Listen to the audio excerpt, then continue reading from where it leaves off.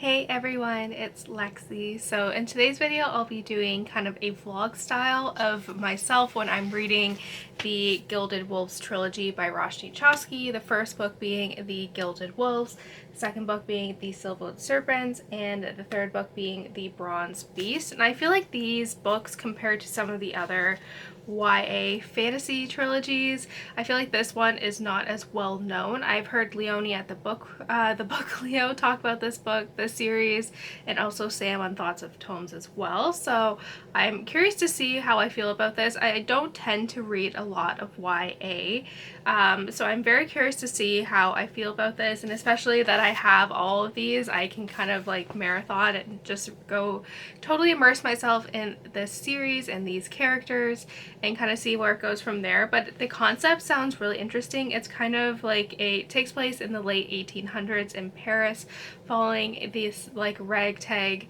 group of friends who end up having to go on a heist to collect something, and yeah, I'll kind of read the first synopsis here. So it says it's 1889. The city is on the cusp of industry and power, and the Exposition Universelle has breathed new life into the streets and dredged up ancient secrets. Here no one keeps tab on dark truths better than treasure hunter and wealthy hotelier Severin Montanet-Elverdry. Sorry, I only had 1 year of French when we went back to Canada, and they put me in French 2 when I never had French 1, so my French is not the best.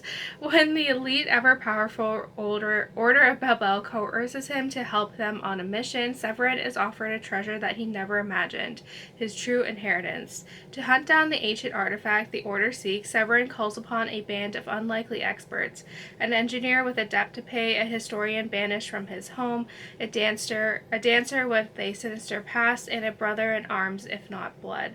Together they rejoin Severin as he explores the dark, glittering heart of Paris. What they find might change the course of history, but only if they can stay alive. So yeah, I'm very curious to see how I feel about this series, just because, like I said, it's not well known, I feel like, compared to some of the other heist type books like Six of Crows. So we'll see how this compares.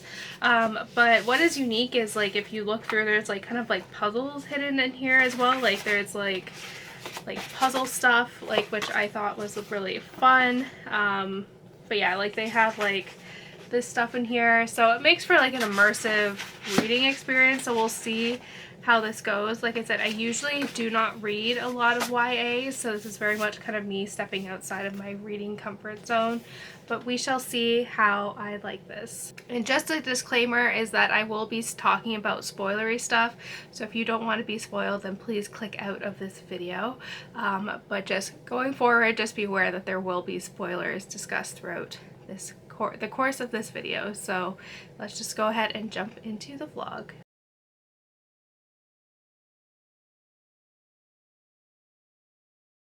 Alrighty everyone, so I'm at the 108 page mark for the Gilded Wolves, and I have a little bit of a mixed opinion so far. I feel like the world building isn't good enough for me to like fully grasp what is kind of going on. I feel like you're kind of just like thrown into this and you get like random info dumps about certain things that are relevant, and I find that a little bit hard because you're just kind of like thrown in and then be like, here's everything you need to know, but it's really confusing the way it's done. So this world is still very confusing to me, and I don't know, like I feel like I'm just like bored reading this. We're at the part now where I always forget her name. She's actually my favorite character so far. Layla is getting ready to perform, and they were just Severus was Severus? Is that right? Severin, sorry, Harry Potter on the mind. But you can see how, you know, well bonded I am with this, well acquainted with this book. But he just got blackmailed by one of the other patriarchs of the house in exchange to finding like two of them stealing this artifact, and in exchange he will help Severin get the house back. Like I do think that kind of the political side of this is really interesting.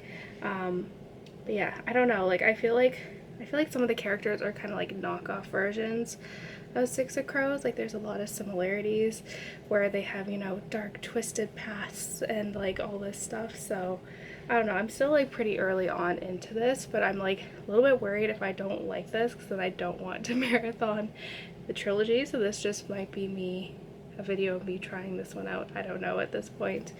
But yeah, like I said, kind of mixed feelings. I'm kind of like so far. Like, I do think the concept is very interesting, but right now I just feel very bored with how this is kind of going out. So not so far, I'm not too excited about this one. Alrighty everyone, so I'm at page 245 now in the Gilded Wolves, and I can now say that I'm actually really enjoying this. I feel like the first 100 pages or so, the book, I feel like in my opinion, kind of struggles to find its footing in terms of establishing the characters, kind of establishing a fundamental world to kind of build upon. So I was really kind of struggling with that, because I felt like it was very confusing and you got a lot of like info dumps in there. But now that we're kind of fully into the heist now, I really enjoy it. I do like how the author kind of incorporates math or sciences in between the heists, which I like, or like as part of the heist. Like, for example, like they talk about the Fibonacci numbers, and I remember I had to do a project on that, so I was like, oh, I know this, like I understand that. I do think that I'm finally kind of getting more used to the characters now. Originally I didn't like Zoya or Zofia. I can't remember their names. I don't know why, there's so many of them. But Sophia, but now I kind of do like her. I kind of understand who she is, because originally I felt like it wasn't clear in terms of she is kind of on the spectrum. So it's kind of more of kind of just, you know, understanding why she is the way that she is. So I was like, okay, that makes sense now. She has like some sensory social problems, and I thought the author handled it in a really well way. Instead of explicitly saying it, it's kind of alluded to, and I like how it's not what defines her, and the people around her are also really respectful of that as well. So I really like that part. Again, we are kind of at the heist now. They found the eye of, I don't know why I'm forgetting all these things, but they found like the special eye that they were supposed to be looking for. But now that there is kind of this other revolutionary group whose symbol is a honeybee that kind of catch them in the act, and now they kind of blackmail them into helping them.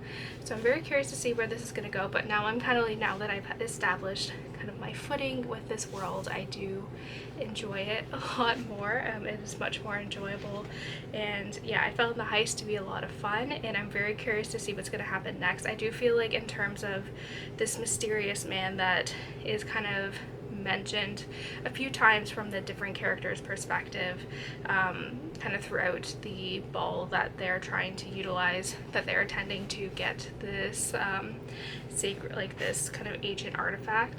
And I felt like it was very obvious that he was going to be evil of some sort. So there is like some parts where it's like a little bit obvious, but overall, like now that we're kind of getting into this heist and I'm more familiar with the characters, I'm definitely liking it a lot more. And I actually read quite a bit. I read like over 100 pages yesterday. I was really kind of absorbed in it, and so yeah, like I said, I'm really liking it so far. So I'm probably gonna finish this really quickly, because like I said, I've been really liking it. Alrighty everyone, so I'm happy to say I finally finished the Gilded Wolves, and overall I would give this a 3 out of 5 stars. I do have things that I really liked about this book and things that I didn't like. I feel like especially in the beginning, it's very hard to get your footing. You're introduced to all these characters, and I feel like you just get a lot of info dumps about the world and kind of what foraging is, and it's a little confusing how it is done that way. And I feel like for the first 100 pages I was like, I don't know what's going on. But once we start getting to the kind of mystery and the heist side of it, I found I was really enjoying it, and I grew to like most of the characters. I think my least favorite are Enrique and Tristan. So that was like my only thing. I really grew to love like Severin and Hypnos and Sophia and Layla, I think is how you say it. So I really liked all of that, and I read through this pretty quickly too. I do think it does, because it is kind of more young adult. I feel like there are some very obvious kind of subtle clues that are picked up, that they're kind of left by the author, which are very obvious in terms, and also like the riddles and like math in here that are like kind of interspersed in here. Like it was like a little bit too obvious, but I still very much enjoyed kind of the ending, and the ending did leave me very intrigued, where we get a hypnos perspective chapter basically for the matriarch of one of the other houses, saying that Severin should never know that he, like, his what he thinks were falsified tests to prove that he was the heir was in fact not falsified, it's true, and that he should never know that he's not the rightful blood heir for his house, which I thought was interesting. And they rescue Tristan and they kill him. I was very surprised about that, because it's like this guy just like happens to Severin just finds out that this guy has escaped and he shouldn't have left the hotel when they go to a midnight ball, and this guy just kind of like barges in with like flames going everywhere, and I was like, okay, that seems a little convenient, and there are a lot of like convenient things in here, but I'm very curious. I know like the next one, it seems like it's going to take place in Russia, which is really interesting. So there are some things that I'm very intrigued about, so I do want to continue on with this series, but overall I gave this a 3 out of 5 stars. Like it was like decent, but it didn't blow me away, but it wasn't horrible. There's pros and cons to this book, so I'm hoping it gets better now that a lot of the info dumpy stuff will be out of here, and now they have to find like this other book that the Fallen House is trying to find as well, and all the characters are very much kind of like disjointed now. Like I feel like Severin and Layla are mad at each other. Sophia is mad at Enrique because Hypnos kissed him, and so like everyone is mad at each other, and I think like that conflict will make for an interesting read. So I'm gonna be picking up the Silvered Serpents next.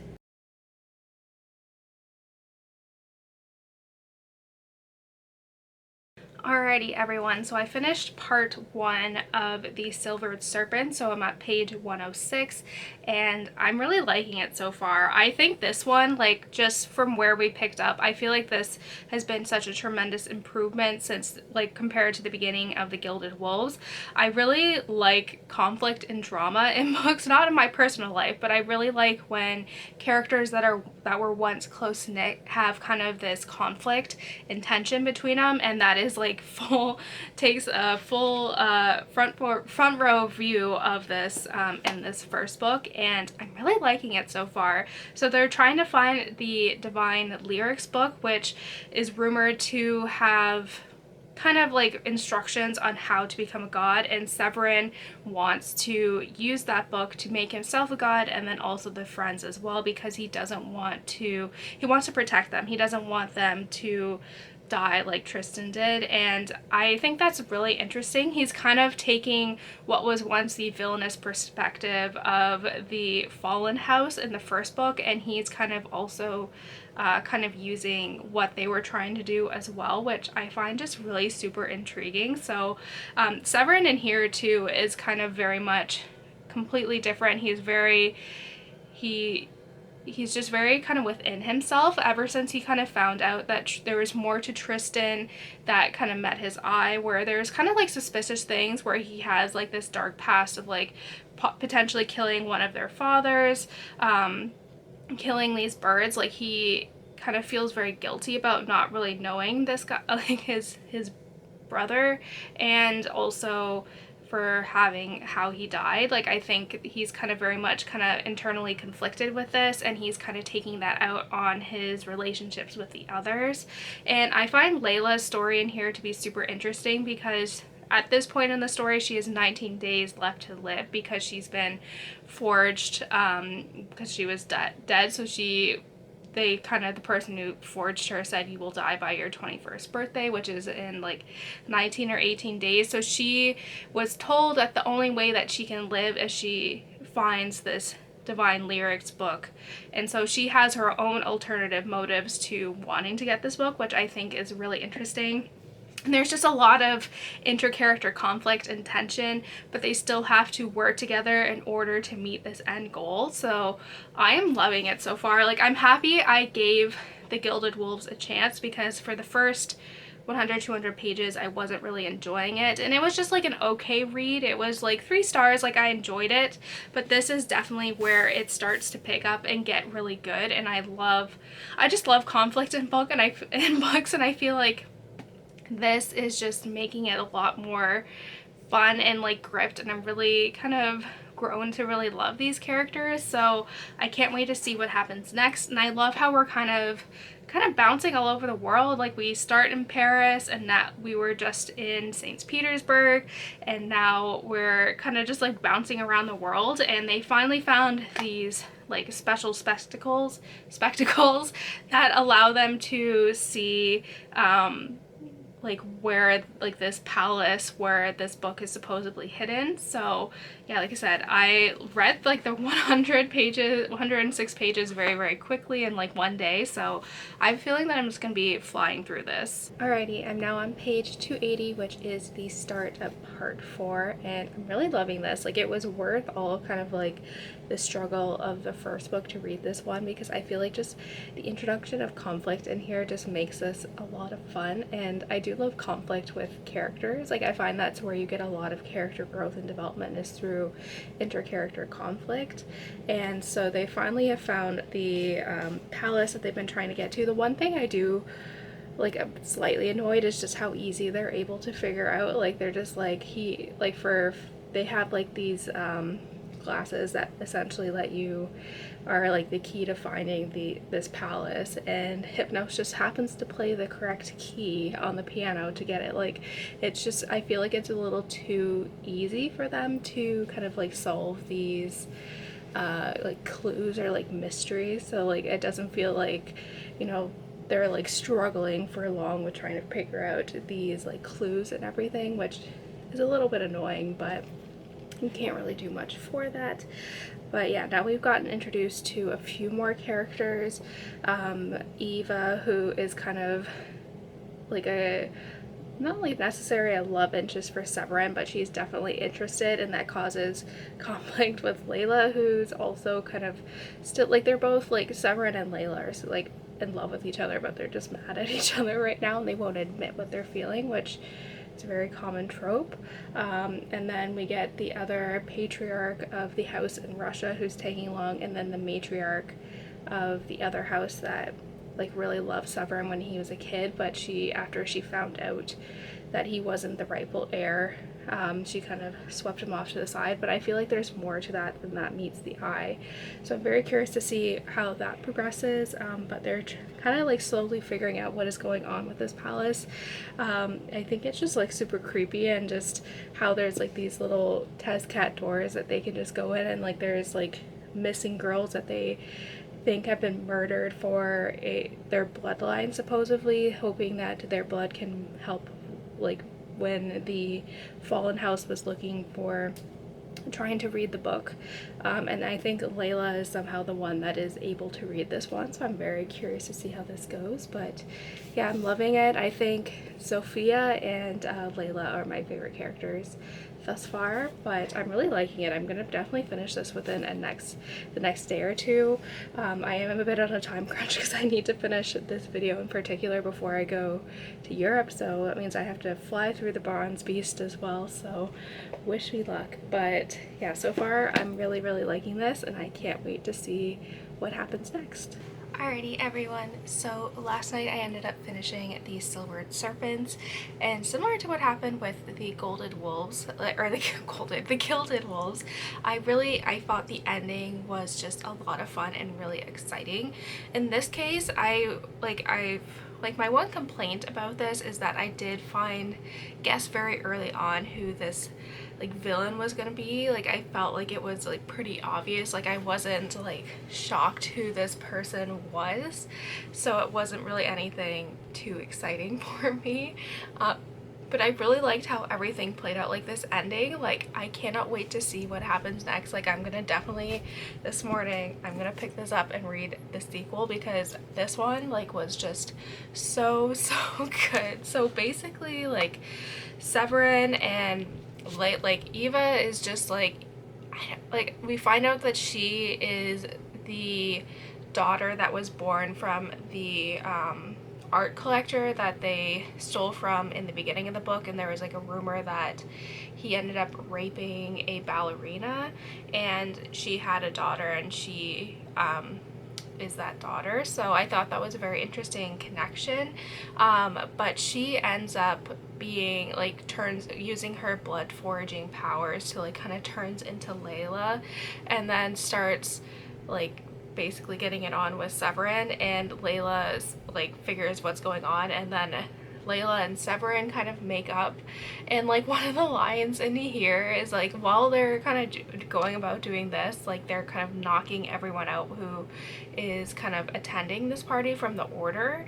And like Eva basically said, she's like, oh, the doctor just wanted you guys to have like one night together. And I was just like, that just sounds really creepy, but okay. Like this guy was rooting for them to kind of get their act together. But yeah, just like the ending, like with Severin killing Zofia and Enrique, and then like Layla waking up and the little like device that recorded like all of Severin's plan, like she smashes. And I'm just like, oh my goodness, this ending was like so cool. And we find out that like Severin is like the long like blood heir of these like muses that can like use this that can play this lyre, I think is how you say it. And then so they kind of go off into the middle, and they kind of walk away to like another place, and Enrique and Sophia are still like kind of paralyzed from the venom that was in his knife.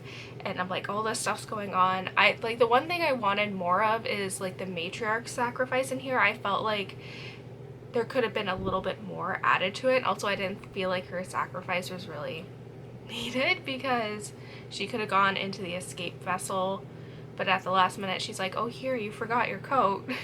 But I thought it was interesting how she, like, one of the things they talk about here is like the many faces of love. Like, you can love someone, but it can come off as like kind of cruel, and that's how she was trying to protect him, because she promised his mom that he would never know like this about him, and trying to protect him from kind of finding this and all this stuff, which I thought was interesting. And we don't really get a lot of, well, obviously she dies, but later, like, there's no, I felt like the closure could have been a little bit more. Like, I wanted more from that exchange between the two of them, that final exchange, because I did find she was a very interesting character. And then she ends up making him her heir, which is interesting. So I'm very curious to see what is going to happen next. Like, everyone is separated now. Like, oh my goodness. Like, that's why I said, like, this one, like, there were some issues and just like things that were like blatantly obvious, like who the villains were, and like some pacing issues were in like the part of like the sleeping palace.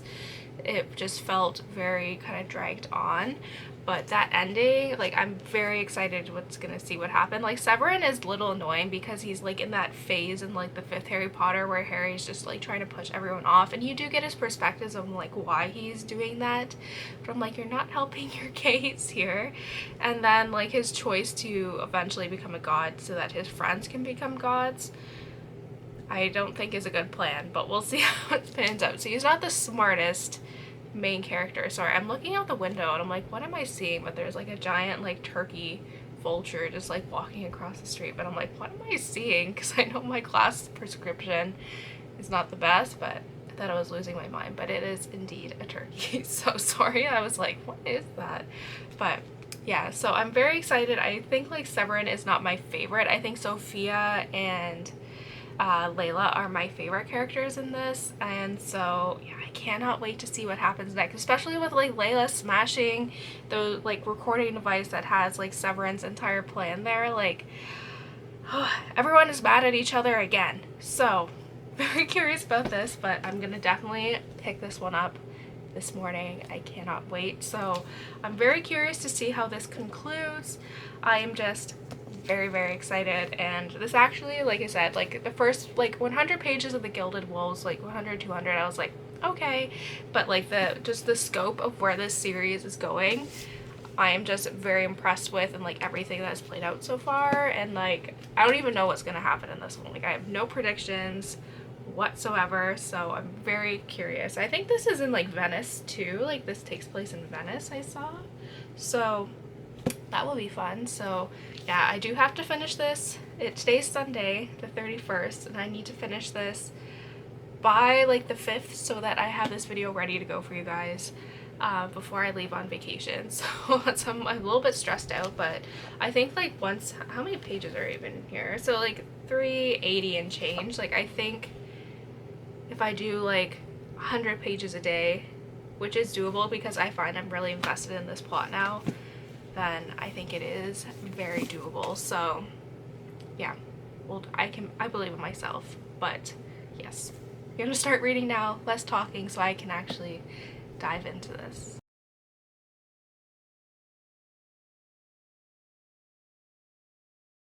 Alrighty everyone, so I finished part 1 of The Bronze Beast, and obviously I'm really liking it so far. I feel like this one, we're kind of like at the point where all the characters are kind of separated, and in particular for like Layla and Enrique, like they find it really hard to kind of trust and forgive what Severin did, especially when he was kind of, even prior to him killing Zofia and Enrique, like he was pushing them away, and that is kind of, they're having a hard time kind of putting like to terms with that and like trusting him again, and if it even is worth it. And I really like that, because I think like it's kind of showing like the reality of these type, obviously this is a fantastical situation, but in terms of, you know, friendships, like I feel like sometimes like it's not always easy to trust and rely on someone, and I like how the author has kind of made these characters kind of tackle that, and I think that is just really interesting to see. For this kind of first part, everyone is still separated. The device that Severin kind of recorded his whole plan and told them where to meet him, Layla destroyed, so they don't know that he planned to kind of meet with them prior to that to kind of get everyone back into one place. They're all within like the same area, but they're still very much kind of separated, and so kind of Severin is trying to play with like the fallen house and trying to, because he eventually wants to be a god, but then they don't show up, so he's like, okay, I have to go in alone now. And so I'm very curious to see how that is going to play out. There's kind of like a, I think like a caravel celebration for one of the houses in Italy that they think has the map to the temple they need to go to, and so they're trying to figure out how to kind of get into that, which sounds like it'll be really fun just to see. But so far, like I'm really loving this, just seeing where all these characters are and like how they are having very normal responses to these stressful things that they've gone to. I think is really interesting to see. Layla and Sophia are still my favorite, so I can't wait to see what happens next, if they have to kind of go to this like party to find this other house that's very mysterious. So I can't wait to see what happens next. Like I'm so obsessed with these characters and what's gonna, like I don't even know what's gonna happen at this point. Like I don't know, but I'm really excited to see what is in store for these characters. Alrighty guys, so I finished part 2 of The Bronze Beast. So if I look like I'm at a different location, I'm at my boyfriend's house. Our like electrical box has died, or like there's something wrong with it where if it's turned on it could start a fire, and so that means there's no air conditioning at home, and it was like 37 yesterday and humid, and it's also very humid today too. So I was like, I'm just gonna go to my boyfriend's, he has air conditioning. But good thing is my boyfriend's a big reader, so we've been kind of just hanging out reading. I think we're gonna do a little bit more of that today. But yeah, I've been really loving it. I feel like this like series just gets better and better with each book, like in my opinion at least. I feel like the first one, it kind of is, especially in the beginning, it struggled to find its footing. But once you really kind of get to know the characters have been established, and the overarching narrative of the series starts to establish, like I'm hooked. And what I really like too about this part in particular is that the gang finally gets reunited with Severin, and a lot of them still have a lot of complicated feelings about this, because even though they know his motives have been to protect them, they still can't get over the fact that even prior to that, he was kind of very harsh and cruel and, you know, just being a little bit like pushing them away, and they have a lot of strong feelings about that and all of like the manipulations that he did to get them to come with them to find the sleeping palace, which I just think is such an interesting concept. Like just the way it was tackled, it was just super interesting, and I just think that's like a really realistic kind of response for these people to have, which I really enjoy. And so I really don't know what's going to happen next. My goal is to finish it today, just to see, because I was a little bit stressed out too, is because today is Thursday and then I'm flying out to Edinburgh on Saturday, so I wanted to have this video done, edited Friday. So I'm like, okay, I have to finish this. But I think me and my boyfriend are just going to be hanging out reading. I have some like prep stuff to do for dinner, but other than that, just a relaxing day, and my goal is to finish it today. So you'll either see me probably tomorrow. Actually, I'm going to go home for a little bit just to kind of finalize my packing, then come back to my boyfriend's house for dinner. So yeah, that is the plan. But for the most part, I'm really liking this so far. I really do not know how this is going to go, and I'm so happy I've given this series a chance, just because I had a little bit of a rough start with this, but I really love it. Like these characters I just love so much, and just I can't wait to see what happens next. And I totally agree that this is just like an underrated series, and I'm so happy. I was like, some of my favorite booktubers were talking about it, and it's not one I've seen around on the interwebs for bookish stuff. And so I'm happy I've given this series a chance, because I truly feel this YA series is an underrated gem. Hello everyone, so I finally finished the Bronze Beast. I'm heading home to do like just some final things for like packing and my trip and everything. But I finished it yesterday. We kind of just had like a little reading afternoon, and so I was able to finish it, which I feel very happy about. And I really liked the ending. I wasn't surprised when Ruslan like kind of showed up. I felt like when they like supposedly killed him, I'm like, that's a little too easy, and he kind of like showed up.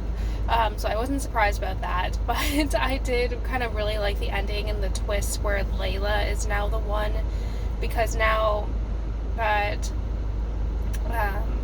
Severin like played the liar, now all forged things are destroyed, and that includes Layla. But I guess now she is the guardian over this kind of god realm that they went to. Just like them getting into that was just a lot of fun. But like with the twist with like Severin and Layla being like, he will never grow old, because she will, until she can, like she'll be with him. And I thought that was just really sad, because then it's like in the 1990s, like he's still as young as he was when he, I guess, like basically played the harp. So he's still like 19, 20-ish. And yeah, and then all his friends die, and it's like 1990, and then he goes back and he lives at the hotel that he's always at, like the penthouse of the hotel, and then Layla's there, and I was just like, oh my goodness, I really love the ending, and just the characters in here, their character growth throughout this whole thing, I really enjoyed. I thought it was really well done. I think definitely Sophia and Layla are my favorites, but I think in particular I liked the character growth of like Severin, because in the second book when Tristan died, he goes really within himself and like pushes everyone away as like a coping mechanism. And then this time, after kind of like losing Layla, like he is making like a conscious effort not to do what he did last time, which I really like. I really liked all that stuff, and how Layla like visits everyone in their dreams, I thought was really nice too. But yeah, like overall, I really enjoyed this series. So I hope you guys enjoyed this vlog, because it was a little bit all over the place and a little bit of a rush to get it done. But yeah, I'm happy that I did. I really enjoyed it. I thought it was really well done. And I definitely think, sorry, my glasses are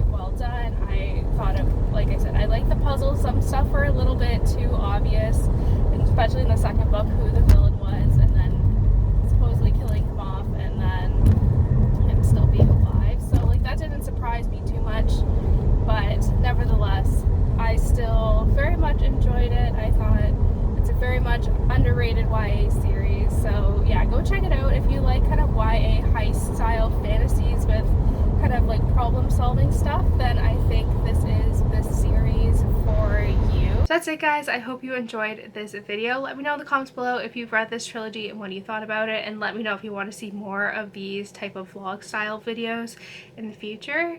But yeah, thank you guys so much for watching. Don't forget to give this video a thumbs up, and I will see you guys next time. Bye, guys.